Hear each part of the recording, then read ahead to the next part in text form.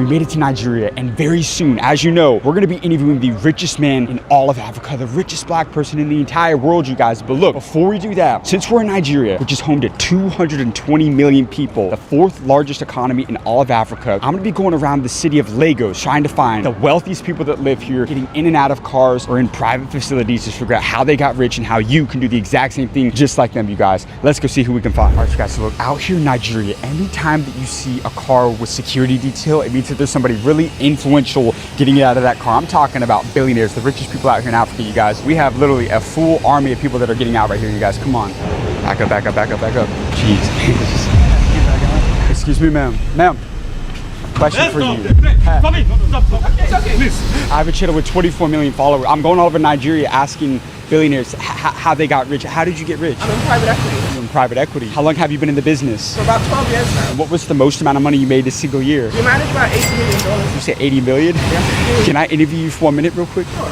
Is that okay? How did you get into private equity? So I got my first job in investment banking at 18 years old at Lehman Brothers, then JP Morgan and M&A at 20. I got my first job in private equity at 21, and then at 29 years old, whilst I was 5 months pregnant, decided to launch my own fund. And today we have the largest venture capital fund in Africa that's run by a solo female GP. Congratulations. Thank you. Did people think you were crazy when you got into private equity? Oh yeah, for sure. I was only 29 years old. They thought, what are you doing? Wait to have the baby. But I had a lot of conviction in the gaps. So you were pregnant when you started? I was pregnant when I started. I was 5 months pregnant. But I had a lot of conviction in the gaps that I'd seen, and I wanted to make sure that I was here on the ground taking advantage of that opportunity. Private equity is competitive. How did you stand out? What do you do differently from everybody else in the private equity business? So I really wanted to focus on where everyone else was not investing. I saw two clear gaps. One, nobody was investing in small businesses, and two, nobody was investing in women. So I saw a $150 billion opportunity where less than 2% of capital is going to women. And for me, when no one else is looking, that's where you should be investing. That's where you see the best mispriced opportunities, where you can get in at very, very attractive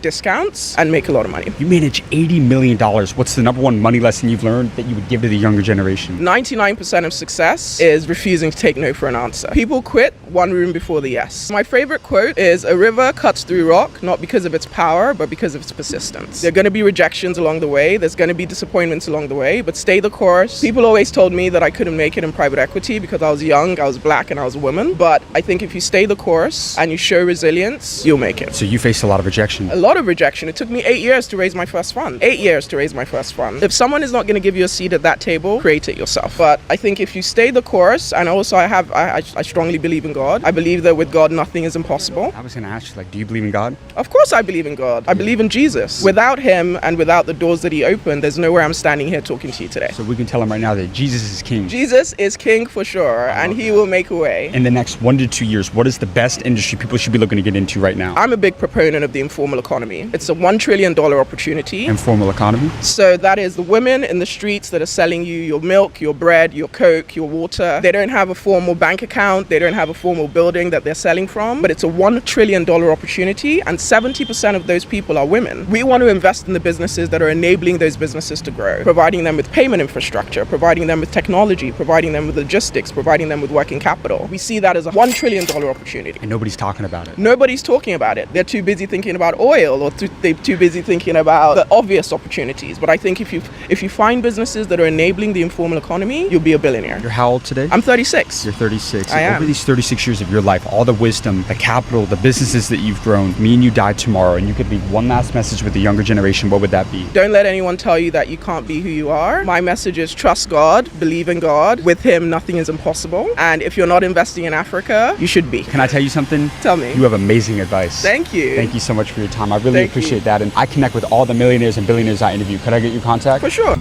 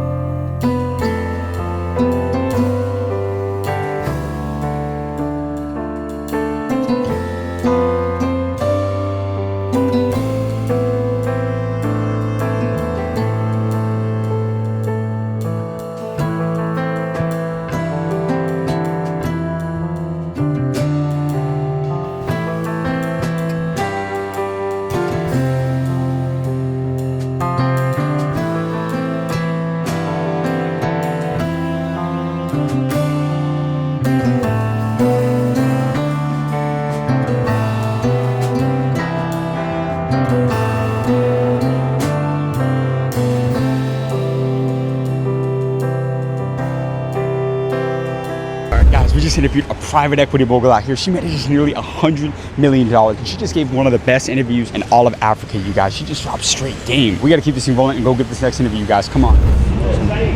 Excuse me, sir. Sir, how did you get rich? How did you get rich? I'm going all over Nigeria interviewing the richest people. What do you do? I run an oil and gas business. Oil and gas? You own the company? Yes. How long have you been an entrepreneur? About 32 years. Over these 32 years, what was the most amount of money you made in a single year? I think we have revenues in excess of $1 billion. A billion with a B? Billion. Can I interview you for 1 minute? I'm going all over Nigeria interviewing the richest people. Could we get 1 minute with you for our channel? It'll be worth it, I promise you. Sure. Is that okay? Sure. Awesome. Did you come from a lot of money growing up? No, but come from a reasonably middle-class family. So what was your turning point to financial freedom? Learning and seeing what my mother's done in business and trying to emulate that and be much bigger. And Nigeria is a very huge countering force, right? You have a lot of very successful people historically. So you learn, focus, dedicate your mind and try and make a difference. Now, Nigeria has one of the largest populations of youth in the entire world. If you were a young person starting over in today's world, in the next 1 to 2 years, what is the best industry people should be looking to get into right now? Culture and entertainment. Why? Because it sends a language. It speaks the language that people, the younger generation understands, and it speaks the truth about what people are feeling and how they're feeling. How do you monetize that? Oh, simple. It's already happening. Nollywood, Afro pop, Afro music. It's just taking Africa to the world. Do you have any companies that failed? Oh, like everything in life, right? But you get up and try over again. Do you think everybody's built for entrepreneurship? Not really, but the key is once you can drive yourself with the zeal, determination, you can always make a difference to be a good entrepreneur. What was your superpower in business? When you think about yourself, what's your name? Call it Kareem. When you think about yourself as the entrepreneur, what was the one thing that you were the best in the world at? Ability to smell, see, feel.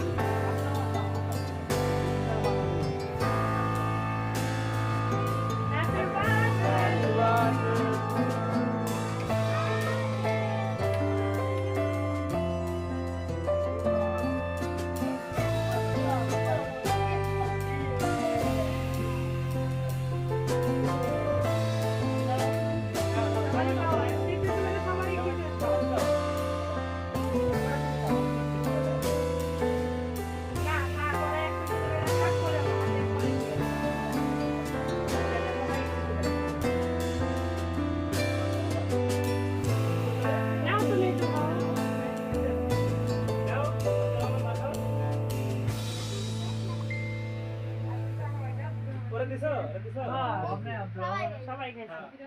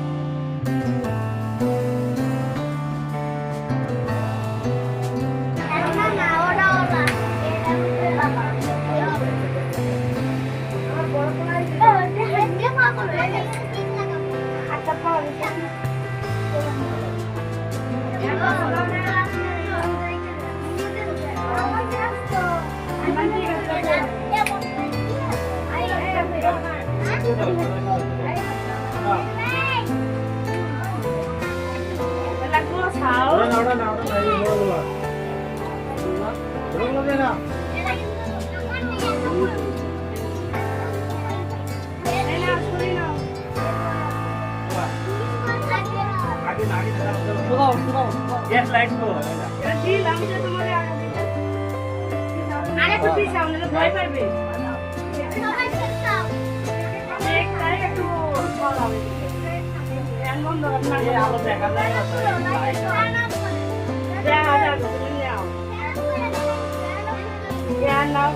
এই fan লাও fan লাও পরে উপরে দাও উপরে দাও উপরে tomato আরে ভালো করে ভালো ভালো